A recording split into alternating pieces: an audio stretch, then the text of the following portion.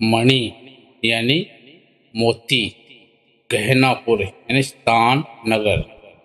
जब हम अचेतन और अवचेतन के स्तरों मूलाधार चक्र और स्वादिष्टान चक्र से गुजर जाते हैं तो हमारी चेतना तीसरे स्तर मणिपुर चक्र पर पहुंच जाती है। मणिपुर चक्र की प्राप्ति के साथ ही साधक आध्यात्मिक पथ पर एक महत्वपूर्ण चरण पर पहुंच जाता है। एक बार जब चेतना मणिपुर चक्र में प्रकट हो जाती है तो इस बात की अधिक संभावना होती है कि एक सिद्ध गुरु के मार्गदर्शन में व्यक्ति इसी जीवन काल में सर्वोच्च चेतना के लक्ष्य को प्राप्त कर सकता है। मणिपुर चक्र पर प्राप्ति की ओर आधी से अधिक यात्रा पहले ही पूरी हो चुकी होती है। मणिपुर चक्र की स्थिति नाभि के पीछे पेट के बीच में होती है। यही कारण है कि इसे नाभि केंद्र के रूप में भी जाना जाता है। अधिक स्टिक रूप से है तो इसका प्रभाव क्षेत्र नाभि से लगभग 7 सेमी ऊपर और नीचे तक फैला हुआ है। शरीर में इसका समकक्ष सौर जाल है। मणिपुर चक्र रत्नों का शहर है जिसमें हमें स्पष्टता, ज्ञान, आत्मविश्वास और कल्याण के मोती मिलते हैं। उनकी चमक निचले चक्रों के साथ साथ हृदय केंद्र अनाहत चक्र तक भी फैलती है। हमारे दिल में जो प्यार और खुशी की भावनाएं होती है वे वास्तव में मणिपुर चक्र में उत्पन्न होती है और वहां से अनाहत चक्र तक बढ़ती है। मणिपुर चक्र से निकलने वाली सकारात्मक चमक स्वादिष्टान और मूलाधार चक्रों और उनके गुणों को भी शुद्ध करती है। जुनून शुद्ध निस्वार्थ प्रेम बन जाता है। ज्ञान के प्रकाश के माध्यम से पूर्वाग्रह और घृणा सम्मान और समझ में बदल जाते हैं और ईर्ष्या और अतृप्त लालच सद्भावना और स्वध संयम में बदल जाते हैं। आत्मविश्वास प्राप्त करने के साथ गर्व और ईर्ष्या विनम्रता और उदारता में बदल जाती है। अज्ञानता स्पष्टता में बदल जाती है और आलस्य केंद्रित निरंतर प्रयास में बदल जाता है। जैसा कि मूलाधार और स्वादिष्टान चक्रों के लिए पहले ही कहा जा चुका है, आज्ञा चक्र भों केंद्र का एक साथ सक्रिय होना आध्यात्मिक पथ पर बहुत मददगार होता है। यहाँ भी यही बात लागू होती है। मणिपुर चक्र के लाभकारी गुण केवल आज्ञा चक्र के साथ मिलकर ही पूर्णतः प्राप्त कर सकते हैं, क्योंकि जब हम उनमें से केवल एक ही प्रेरणा पर निर्भर होते हैं तो हम आसानी से भ्रमित हो सकते हैं। मणिपुर चक्र पर आधारित निर्णय जिन्हें आंत भावना कहा जाता है अक्सर सहज रूप से सही होते हैं, लेकिन मजबूत भावनाओं से विकृत हो सकते हैं और इसीलिए तर्कहीन हो सकते हैं और केवल बुद्धि पर आधारित निर्णयों में पूर्ण और एकीकृत दृष्टि का अभाव होता है। इसीलिए दोनों चक्र उद्देश्य की स्पष्टता के लिए महत्वपूर्ण है। मणिपुर चक्र की सही भावना का मार्गदर्शन और परीक्षण विवेक द्वारा ही किया जा सकता है और आज्ञा चक्र का एक गुण है आत्म जागरूकता और आत्मविश्वास। मणिपुर चक्र के अन्य मोती है। जब तक हम अपने भीतर इन मोतियों को नहीं खोज लेते और उन्हें प्रकाश में नहीं लाते तब तक हम निरंतर भय में जीते हैं। भय कि हमें प्यार नहीं मिलेगा, कि हम असफल हो जाएंगे, बीमार होने का भय, मरने का भय आदि। हमारे कई भय मणिपुर चक्र में अवरोधों के कारण उत्पन्न होते हैं। मणिपुर चक्र का मानस से गहरा संबंध है। मानसिक समस्याएं अक्सर पाचन संबंधी समस्याओं को जन्म देती है। उदाहरण के लिए कई लोग डर या तनावपूर्ण स्थितियों पर पेट दर्द या दस्त के साथ प्रतिक्रिया करते हैं। मणिपुर चक्र का तत्व तेजस अग्नि है और इसीलिए इस चक्र को अग्नि या सूर्य केंद्र के रूप में भी जाना जाता है। अग्नि तत्व शरीर के भीतर शरीर की गर्मी के रूप में प्रकट होता है।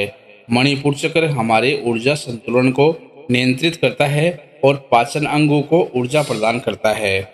जब यह पाचन अग्नि को हवा देता है और नियंत्रित करता है तो वह एक स्थिर और स्वस्थ संविधान में भी महत्वपूर्ण योगदान देता है। मणिपुर चक्र को ब्रह्मांडीय द्वार के रूप में भी वर्णित किया गया है, क्योंकि यह कई सूक्ष्म शक्तियों के लिए प्रवेश द्वार प्रदान करता है। ये हारा का केंद्र है, एक शक्ति केंद्र या सिंह का केंद्र जो हमें संतुलन, स्थिरता, शक्ति और गतिविधि प्रदान करता है।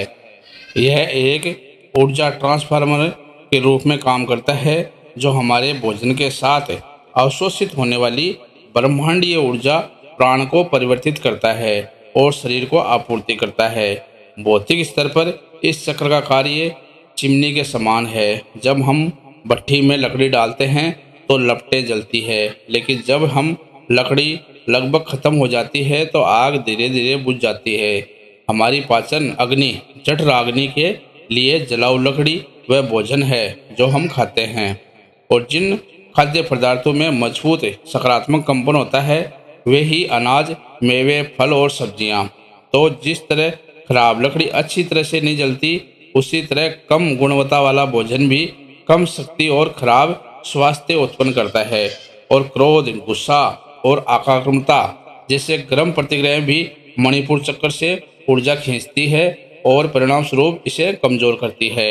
एक अच्छी चिमनी लंबे समय तक गर्मी प्रदान करेगी बिना लगातार अधिक लकड़ी जलाए, लेकिन खराब तरीके से काम करने वाली चिमनी उतनी अच्छी तरह से गर्मी नहीं देती और ईंधन कम होते ही ठंडी हो जाती है। जब हमारे भोजन की ऊर्जा मणिपुर चक्र में ठीक से अवशोषित, उपयोग और विपरीत नहीं होती तो हम थका हुआ, कमजोर और बीमार महसूस करते हैं। लेकिन सक्रिय मणिपुर चक्र के साथ शरीर को पर्याप्त ऊर्जा प्रदान की जाती है, भले ही हमने केवल थोड़ा ही खाया हो और थोड़ा सोया हो। यही कारण है कि मणिपुर चक्र हमारे शारीरिक स्वास्थ्य के लिए सबसे अधिक महत्वपूर्ण ऊर्जा केंद्र है। मणिपुर चक्र में असंतुलन या रुकावट हमारी ऊर्जा को पंगु बना देती है और नष्ट कर देती है तथा विभिन्न शारीरिक और मानसिक समस्याओं को जन्म देती है।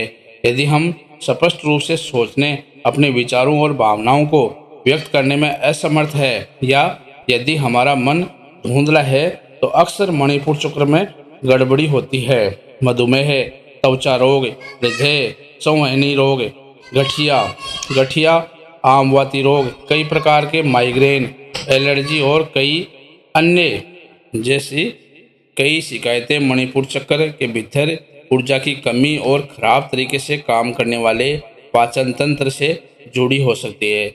हमारे शारीरिक और मानसिक स्वास्थ्य दोनों के लिए बहुत जरूरी है कि हम स्वस्थ ऊर्जा देने वाला भोजन खाएं जिसमें शुद्ध सकारात्मकता कंपन हो। और खाने से पहले हमें पता लगाना चाहिए कि भोजन कहाँ से आया है और उसमें क्या गुण है। केवल पोषक तत्व ही महत्वपूर्ण नहीं है, बल्कि भोजन के सूक्ष्म कंपन भी महत्वपूर्ण है, जिनका शरीर, मन और हमारी आध्यात्मिक ऊर्जा पर गहरा प्रभाव पड़ता है।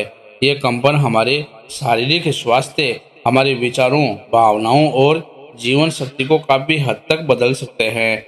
हमें खुद से एक बुनियादी सवाल पूछना चाहिए, क्या हम जो खाना खा रहे हैं उसका किसी जीवित प्राणी के दर्द, पीड़ा या मृत्यु से कोई संबंध है? प्रतिदिन लाखों जानवरों को पूर्णतापूर्वक खाने के लिए मारा जाता है। इस तथ्य के अलावा कि मांस हमारे शारीरिक स्वास्थ्य के लिए हानिकारक है, ये हमारी चेतना के लिए भी अत्यंत हानिकारक है और इसके गंभीर कर्म परिणाम है, जैसा कि वे आज भी कर रहे हैं। योगी हजारों वर्षों से लोगों को जानवरों की हत्या के क्रम परिणामों के बारे में चेतावनी देते रहे हैं और मांस के सेवन से उनके स्वास्थ्य को होने वाले खतरे के बारे में भी। इस तथ्य को जो आजकल निर्विवाद है, BSE, खुरपका और मुँह पका रोग और स्वाइन फीवर आदि जैसे पशु रोगों के फैलने के साथ साथ जानवरों को एंटीबायोटिक और हार्मोन खिलाना भी। हम जो मांस खाते हैं उसके साथ साथ हम मृत्यु के भय, दर्द और पशु की निराशा के कंपन को भी अवशोषित करते हैं। यह भय अवचेतन में समा जाता है और हमारे सपनों और ध्यान में फिर से प्रकाश में आता है। भोजन कितनी सूक्ष्मता से काम करता है इससे इस कहानी से समझ सकते हैं। एक योगी गांव के बाहर एक छोटी सी झोपड़ी में रहता था और हर दिन गांव वाले उसे भोजन देते थे। गांव में एक चोर भी रहता था जो योगी का आशीर्वाद पाना चाहता था, इसीलिए एक दिन वह योगी के पास गया और उसे भोजन कराया, लेकिन योगी ने उससे कुछ भी लेने से इनकार कर दिया। आहत होकर चोर वहां से चला गया और उसने अपनी योजना बदल दी। फिर उसने एक कैफे के मालिक को योगी के लिए दोपहर का भोजन तैयार करने और पहुंचाने का निर्देश दिया, जिसके लिए उसने भुगतान किया। मालिक ने निर्देशों का पालन किया और योगी ने भोजन खाया। उसे यह संदेह नहीं था कि चोर ने इसके लिए भुगतान किया है। शाम के समय ध्यान करते समय अचानक योगी के मन में एक अजीब विचार आया। उसे मंदिर से कृष्ण की सोने की मूर्ति प्राप्त करने की तीव्र इच्छा हुई। इसकी लालसा इतनी प्रबल थी कि आधी रात को वह चुपके से मंदिर में घुस गया और भगवान कृष्ण की मूर्ति चुरा ली। लेकिन उसे चौकीदार ने देख लिया और वह तुरंत गांव में भाग गया और अलार्म बजा दिया। योगी अपनी बाह के नीचे सुनहरे कृष्ण को लेकर नदी की ओर तेजी से भागा। वह पानी में कूद गया और फिर अचानक रुक गया। ठंडे पानी ने उसके भ्रमित विचारों को स्पष्टता प्रदान की थी और उसे एहसास हुआ कि उसने क्या किया था और वह अब किस अजीब स्थिति में था। जब वे गांव वाले उसके पास गुस्से से चिल्लाते हुए आए थे, योगी ने बड़ी सूझबूझ से चाल चली। उसने ऐसा अभिनय किया जैसे वह कोई पूजा कर रहा हो। जब उसके पीछे करने वाले उसके पास पहुंचे तो उन्होंने देखा कि कृष्ण के रूप को स्नान किया जा रहा है और योगी मंत्रोच्चारण कर रहे हैं। इससे वे शांत हो गए और बाद में योगी के साथ मूर्ति को उसको सही स्थान पर पुनः स्थापित करने के लिए वापस लौट के आ गए। योगी के लिए बिल्कुल समझ से परे था। उसका मन इतना भ्रमित कैसे हो गया, उसने सोचा। फिर उसे उस व्यक्ति से पूछने का विचार किया जिसने उसे आखिरी बार भोजन कराया था। उसने उसे बुलाया और उससे पूछा कि भोजन कहाँ से आया है। जब उस व्यक्ति ने स्वीकार किया कि भोजन का असली दाता चोर ही था, अब योगी को स्पष्ट रूप से पता चल गया था कि चोरी करने की इच्छा कहाँ से आई थी। चोर के विचारों के कंपन भोजन में थे और इसी तरह से उस तक पहुँचे थे। हमारे भोजन में मौजूद बुरे कंपन और प्रभावों को बेअसर करने के लिए जिनके बारे में हम नहीं जानते, ये सलाह दी जाती है कि हम खाने से पहले प्रार्थना करें। ये भोजन के सूक्ष्म कंपन को बदल देता है और मणिपुर चक्र पर सामंजस्यपूर्ण प्रभाव डालता है। लेकिन भोजन की शुरुआत में की गई प्रार्थना हमें अभी भी कर्मिक लाइसेंस नहीं देती है। यह हमें हानिकारक पदार्थों या मांस के सेवन से उत्पन्न होने वाली कर्म परिणामों से बचाने में असमर्थ है। जानवरों के वध के कारण या वध को बढ़ावा देने से भगवान सभी जीवित प्राणियों के निर्माता हैं। इसीलिए जब हम उनकी रचना को नष्ट करते हैं तो वे कैसे खुश हो सकते हैं। मंत्रों का यह क्रम भोजन से पहले दोहराई जाने वाली एक बहुत ही सुंदर प्रार्थना है। ओम अन्नपूर्णे सदा पूर्णे शंकर प्राण वल्लभे ज्ञान वैराग्य सिद्धार्थ भिक्षु देही च पार्वती माता च पार्वती देवी पिता देवो महेश्वर बांधव शिव भक्तश्च स्वदेशो भुवनत्रयम्। ओम पूर्णमिदः पूर्णमिदं पूर्णतः पूर्णमुदच्यते पूर्णस्य पूर्णमादाय पूर्णमेवावशिष्यते।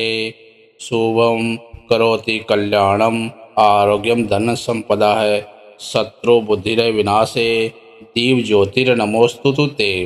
ओम ज्योति प्रब्रह्म दीपम सर्वे मोहनम दीपनम सजते सर्वे मसंदे दीप सर्वसत्यम।